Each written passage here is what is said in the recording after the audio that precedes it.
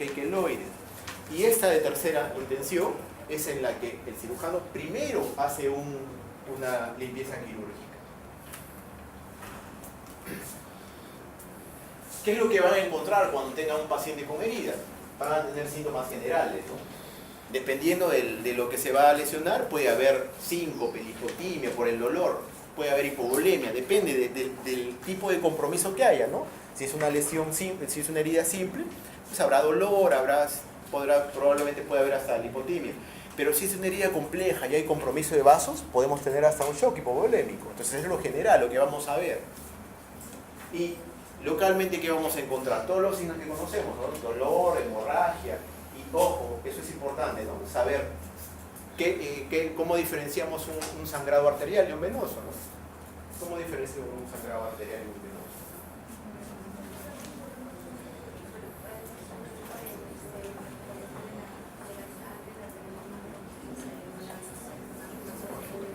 Y cómo es permanente, ¿no? Como dice acá, hay latidos, es oscura. La venosa no es así, es más oscura y no hay presión, ¿no? Eso es importante para saber, porque es distinto el manejo de una lesión venosa que una arterial. Entonces dijimos que hay algunas cicatrices que pueden ser patológicas. Una hipertrófica. Esta es una lesión hipertrófica. Es una cicatriz en la que hay la lesión es fibrosa, levantada, puede haber un patrón de regresión que es espontáneo y hay poca tendencia recidiva si es que se extirpa, pero miren cómo es una hipertrófica. O sea, esta la pueden operar y no va a haber problemas si es que se extirpa. A diferencia de la cicatriz queloide. La cicatriz queloide tiene un aspecto tumoral, un color más bien rojo, rosado. Los contornos están bien delimitados y acá sí hay un problema. Que la podemos operar y va a haber recidiva, a diferencia de la anterior. Y la coloración también. Esa es la cicatriz queloide. Puede haber una retracción patológica también. Puede haber una cicatrización insuficiente. Esos son tipos de cicatrizaciones que son patológicas, que no es lo usual. Es importante que para poder hacer el diagnóstico, como les dije al comienzo, el tiempo de que se ha producido, ¿no? Anotar claramente, buscar signos de hemorragia, revisar si existe daño, buscar afección de órganos, viabilidad de tejidos. Todo eso tienen que ustedes investigar cuando hagan busquen una herida. ¿Qué es lo que vamos a buscar? Antiguamente se manejaban las heridas por tradición, pero lo que se ha entendido ahora es que se deben manejar las cosas de acuerdo a la evidencia y debemos separar lo que significa una herida aguda de una herida quirúrgica o una herida crónica, que son las que tienen mayor costo. Es distinto manejar una herida. Les dije al comienzo que hay una forma de clasificar las heridas tipo 1, tipo 2, tipo 3, porque eso nos lleva a nosotros a ver cómo es que hacemos el manejo. Entonces, el American College of Surgeons tiene un manejo basado en eso. Entonces, las heridas tipo 1 y tipo 2 se puede hacer una reconstrucción, un cierre por planos, y la posibilidad de infecciones, como vimos, es menor. En cambio, las heridas tipo 3, la reconstrucción se hace en forma parcial, aunque existe grandes controversias cuando se dejan drenajes quirúrgicos. Y la herida tipo 4 no se sutura, solo se une de manera parcial para permitir una salida de los detritos y el material purulento, y se espera para un cierre más tardío, ¿no? ¿Qué es lo que hay que hacer entonces? Si tengo menos de 6 horas de evolución, puede llegar hasta 12 horas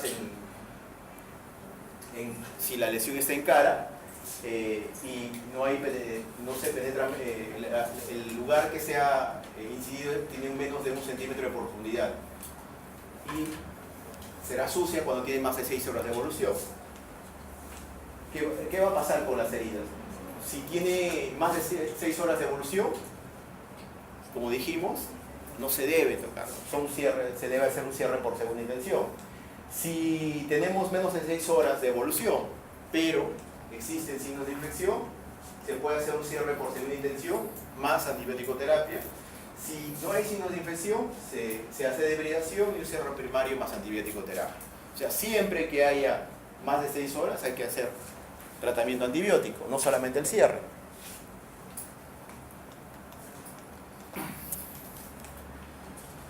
Entonces, ¿qué hay que tener en cuenta para poder cerrar una herida?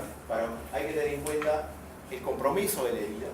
Hay que realizar un tratamiento que va desde lo más simple hasta lo más complejo, ¿no? Un cierre simple, un cierre con deslizamiento, injertos de piel, rotación de colgajos, hasta lo último, ¿no? Ay, olvida. ¿Y qué cosa es el...? ¿Has escuchado hablar de la cicatrización? Había cicatrización primaria, secundaria, terciaria. ¿Hay una cuaternaria? ¿Sabe alguien cuál es la cuaternaria? ¿Han visto cuando los cirujanos plásticos hacen injertos? Bueno, ese tipo de hay, pero llevan otro tejido a otro lado. Por segunda, por tercera, por cuarta intención, se lleva otro tejido.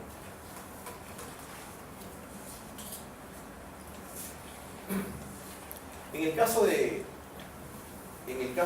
el que no se puedan cerrar las heridas, porque encontramos que esta herida está infectada, está contaminada, por ejemplo, en quemaduras, en mordeduras, en heridas que ha habido mucha pérdida de tejido, como les dije, lo que hay que hacer es la limpieza quirúrgica, el lavado quirúrgico, y que debe ser prolijo, con abundante líquido, suero fisiológico, generalmente con anestesia. Ese es otro concepto que ahora se maneja tratar de que el paciente no sienta dolor.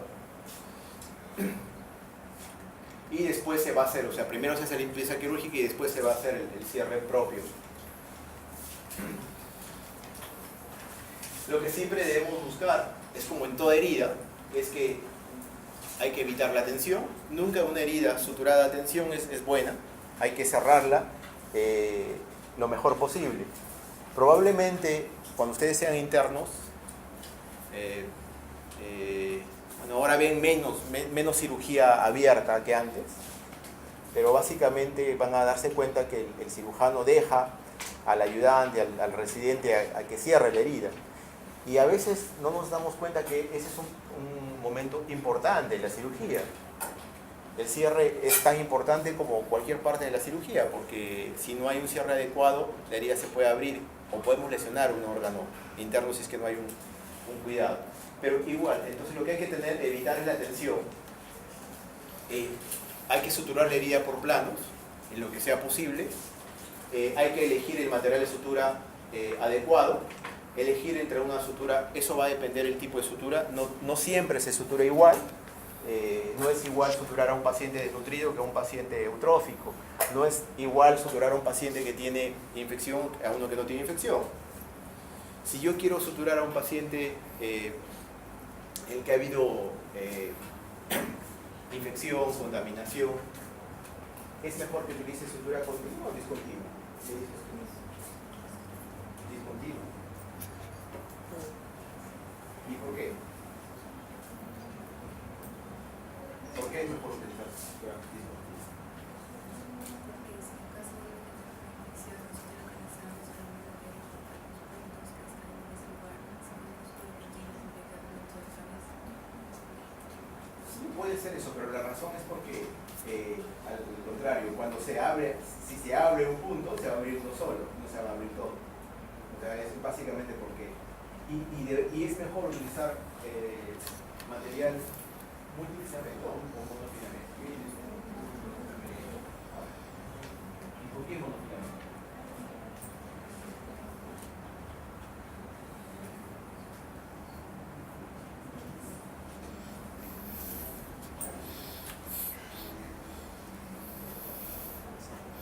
de pacientes los que ha habido infección, de hospitalización. ¿Por qué utilizar monofilamento y por qué no utilizar multifilamento? Es realmente exactamente. ¿Cómo son? Pues no son múltiples células. ¿Qué pasa si hay múltiples células? El germen se mete y es más fácil que en la sutura el material se abra. Por eso hay que utilizar monofilamento. ¿Cómo qué, por ejemplo? ¿Cuál es un monofilamento? A ver, dame un ejemplo. Uno, nada más.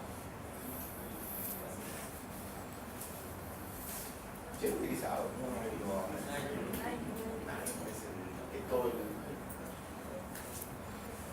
¿Y el Vicryl es mono o multifilamento?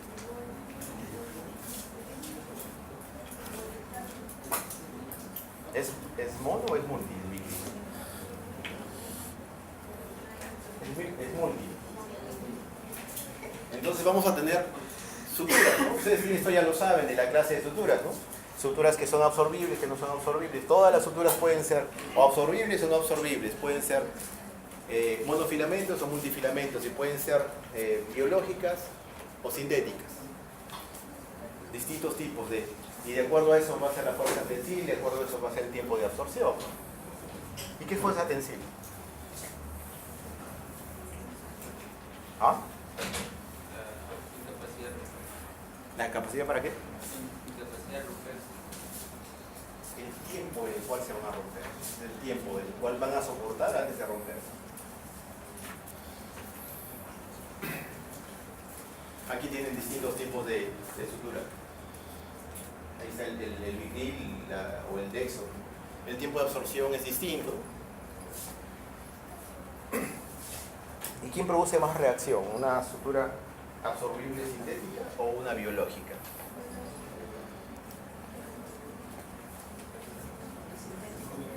¿Ah? ¿Quién produce más reacción? Las absorbibles o las no absorbibles. Ya, las absorbibles. ¿Y las biológicas o las sintéticas? ¿Ah? Las biológicas. Sí, las biológicas.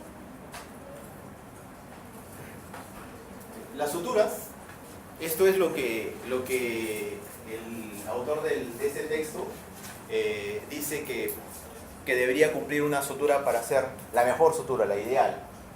Firmeza, mantener sus propiedades a largo tiempo, que permite elasticidad, flexibilidad, que no se rompa, que sea estéril, menor costo posible, resultados constantes, resistencia, no tóxica, calibre pequeño. Eso es lo ideal. No todos la tienen, ¿no? No todas las suturas tienen eso, algunas tienen algunas características y otras tienen otras características. Cuando tengan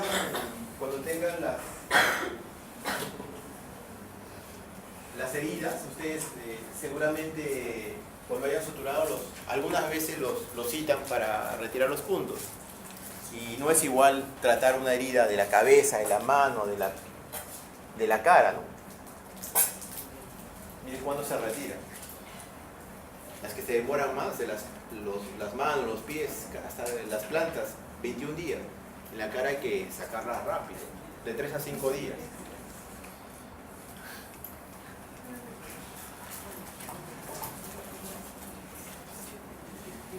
Hay algunas consideraciones que hay que tener en cuenta. Hablamos que si pasaron 6 a 8 horas, ya no deberían suturar sin herida, ¿no? Pero eso tiene algunas excepciones. Y esto, las heridas faciales, o sea, las de la cara, podrían hacerse hasta las 24 horas. Eso es una excepción. Las mordeduras se consideran contaminadas y deben tratarse con aseo, ¿no? ¿Y qué es peor, una mordedura humana o una mordedura de cara? ¿Y por qué? Puede tener más bacterias. En la boca hay bastantes bacterias. Muchísimas más. Es más peligroso tratar una herida por mordedura humana por el tipo de gérmenes que hay, donde nuestra boca tiene gérmenes anaerobios y aerobios y de todo tipo, ¿no? Es más peligroso tratar que por una mordedura Algún día van a llegar, cuando se pelean las personas y se han mordido, van a ver cómo se hace esa lesión. Es terrible. Si no se trata.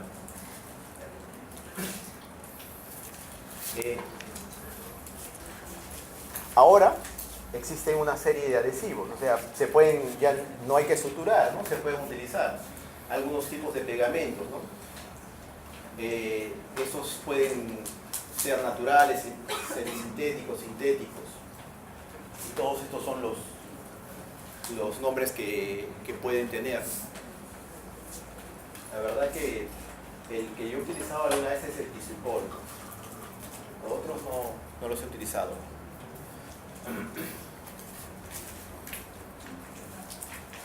¿Y qué hay que tener en cuenta?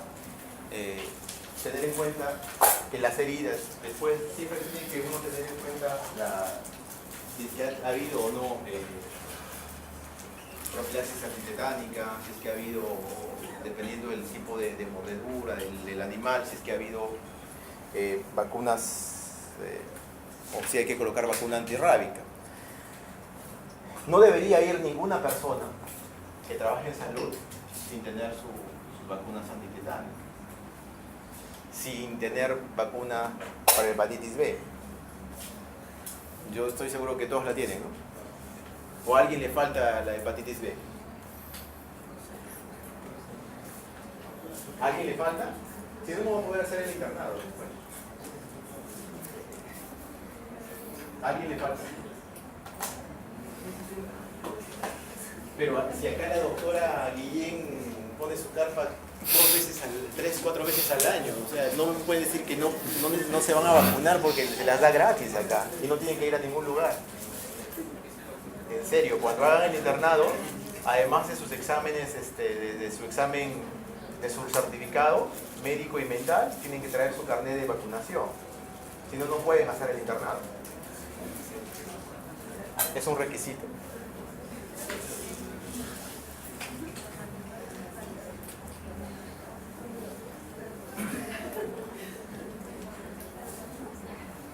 Hay que ver entonces si es que en el caso de tener que utilizar el toxoide, la vacuna antitetánica, si es que la herida es limpia, si es que es sucia, ¿no? ¿Y qué es lo que vamos a ver? El estado inmunitario, ¿no?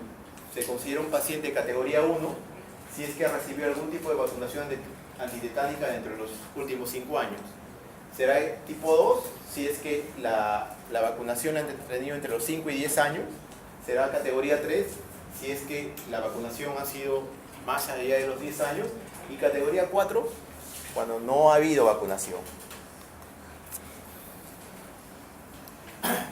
Si el paciente está en la categoría 1 y tiene una herida limpia, no hay que hacer nada. Si está entre los 5 y 10 años, tampoco hay que colocar antitetánica. Si ha tenido más de 10 años, o sea, es un tipo 3, hay que colocar un refuerzo toxoide. Si es que no sabemos o nunca ha tenido, entonces lo que hay que hacer es colocar el esquema completo de vacunación. Si es una herida sucia, pero el paciente está en la categoría 1, o sea, entre 1 a 5 años, no se hace nada. Si está entre los 5 a 10 años, hay que colocar un refuerzo toxoide. Si está entre 3 y 10 años, hay que colocar el refuerzo toxoide. Y si no sabemos, o nunca se lo ha colocado, hay que colocar el esquema completo. Saber que debe recibir vacuna antirrábica cuando hay una mordida, rasguño por un animal sospechoso, por un animal vagabundo, por animales silvestres, o cuando haya habido contacto, por ejemplo, con murciélagos, ¿no? Eso es bien, hay que tener mucho cuidado.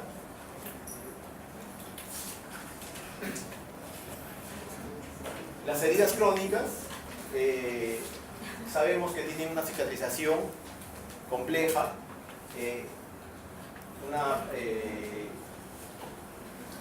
son más difíciles de manejar y generalmente estos pacientes van a ver úlceras de presión. Generalmente estos pacientes tienen insuficiencia vascular, tienen problemas metabólicos como diabetes, tienen infección, alguna inflamación, trastornos hematológicos, neoplasias. son fumadores o toman corticoides. Entonces, en estos pacientes la cicatrización va a ser patológica.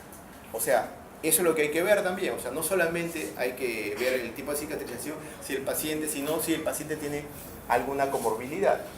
Porque no va a ser igual tratar a un paciente diabético que a un paciente que utiliza corticoides que a un paciente que no tiene ningún problema.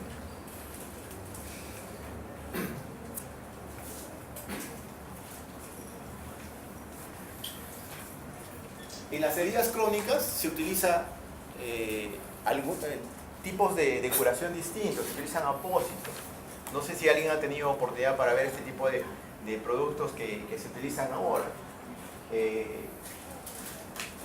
Algunos apósitos, algunos tipos de gaderme, espumas hidrofólicas o algunos gels que se utilizan. No sé si hay mucho en los hospitales, eso no hay casi, ¿no? Quien vaya de salud probablemente sí los vea, y bueno, si es que alguien va a hacer su internado a una clínica, los va a ver con mucho mayor, porque ahí se utilizan más.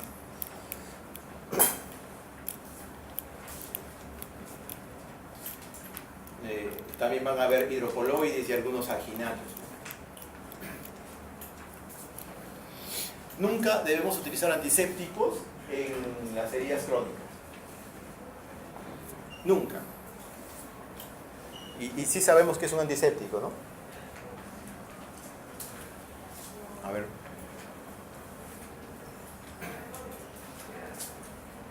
Dame un ejemplo de un antiséptico.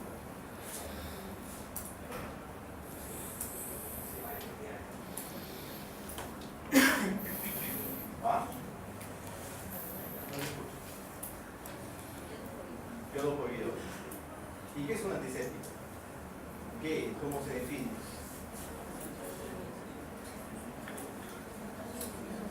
Mejor. ¿Qué es antisepsia? Solamente aquí le dice. ¿Cómo?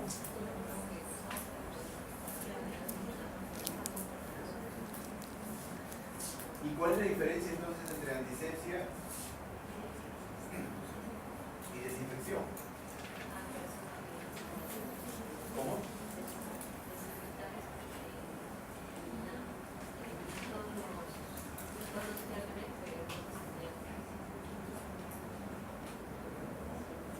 ¿Y qué es esterilización?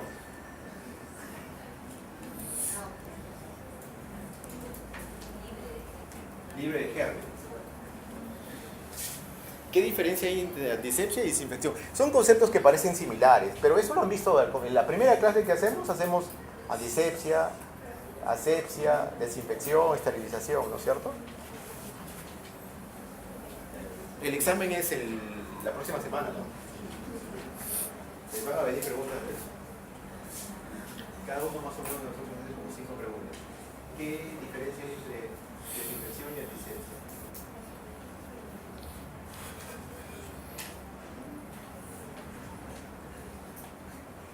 En la primera clase les hemos enseñado eso.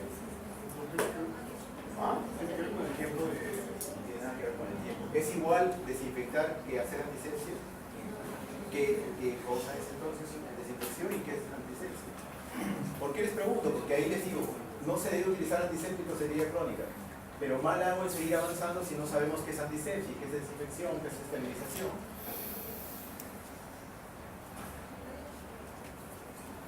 ¿Han visto cuando el cirujano, el ayudante, va a iniciar el procedimiento? Antes de iniciar, utiliza una sustancia, ¿no es cierto?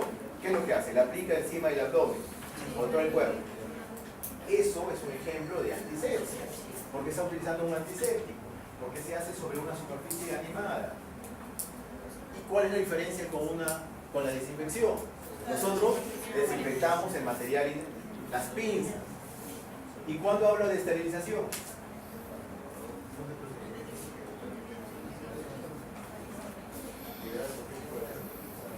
Hay una característica que hace que eso sea realmente esterilización. ¿Ah? ¿A qué nivel tiene que ir? Exactamente. Cuando eliminamos todo microorganismo, incluso hasta nivel de esporas, hablamos de esterilización. Nosotros no esterilizamos el sitio operatorio, ¿no es cierto? Esterilizamos el material quirúrgico para poder utilizar. Todo el material que vamos a utilizar en una operación tiene que estar estéril. Entonces, nuevamente les digo, chicos, no aprendan las cosas de memoria. Es muy simple, solamente utilizar algunas cosas y los conceptos los van a tener. Les aseguro que no se van a olvidar nunca más. Antisepsia, superficie animada. Desinfección, inanimada, porque desinfectamos las tijeras y hacemos antisepsia al sitio operatorio. Entonces, nunca utilizamos antisépticos para las heridas crónicas. Y los antibióticos, hay que utilizarlos solamente cuando sea necesario.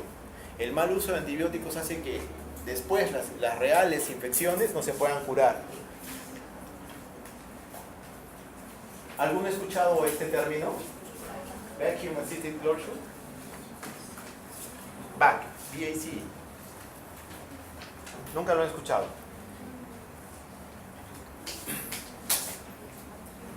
Seguramente que cuando ustedes han escuchado, han tenido la clase de drenes, en la práctica les han dicho que los drenes a presión negativa nunca se colocan en la cavidad abdominal.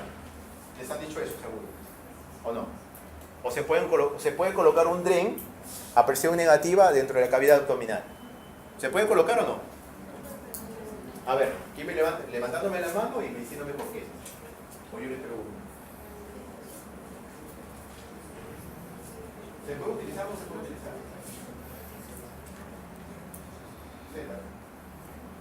¿Se puede utilizar un dren a presión negativa en la cavidad abdominal?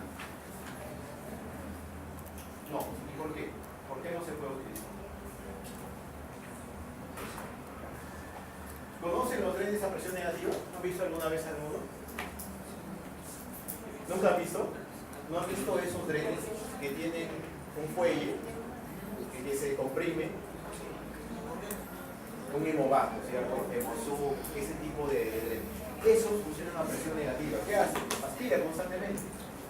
Pero esos drenes nunca se utilizan en cavidad abdominal. ¿Por qué no se utilizan? Cuando ustedes vean algo, tienen que preguntar por qué. Tienen que ser siempre inquisitivos, tienen que preguntar por qué razón. De ahí viene eso de aquí, a colación. Porque este es un tipo de drenaje a presión que se utiliza en cavidad abdominal. Entonces sería contradictorio. Porque seguramente que les han dicho que no se utilizan drenes a presión negativa dentro de la cavidad. Y este tipo de drenaje implica la utilización de un drenaje con unas esponjas especiales, pero a succión continua.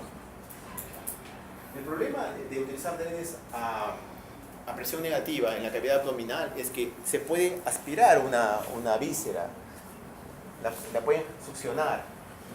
Ustedes van a ver drenes a presión negativa cuando vean heridas de electroplastías, de abdominoplastías, pacientes que se hayan operado de tiroides, o sea, que no hayan ingresado a la cavidad. En eso se utiliza eso. Este sistema el PAC Vacuum Assisted Closure se utiliza en heridas que tienen mucho contenido. ¿Y qué es lo que se hace? Aquí no se ve muy bien, pero se colocan unas esponjas especiales encima del abdomen, dentro del abdomen, y se conectan a un aspirador. Eso ayuda muchísimo en este tipo de lesiones. Miren cómo estuvo al comienzo y cómo termina. En el abdomen también se utiliza. Entonces, eso para que lo vean, ¿no? Eso es lo que se está utilizando. Es caro, sí, es bastante caro. Probablemente no lo vean también en los hospitales del Estado. No sé si en los hospitales de las Fuerzas Armadas sí hay, en el seguro sí hay. En el Hospital Naval sí había eso. En el MINSA no creo, porque son bastante caros.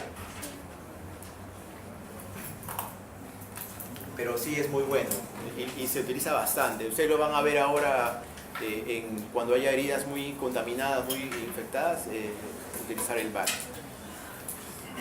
Bueno, eso es todo lo que tenía para ustedes.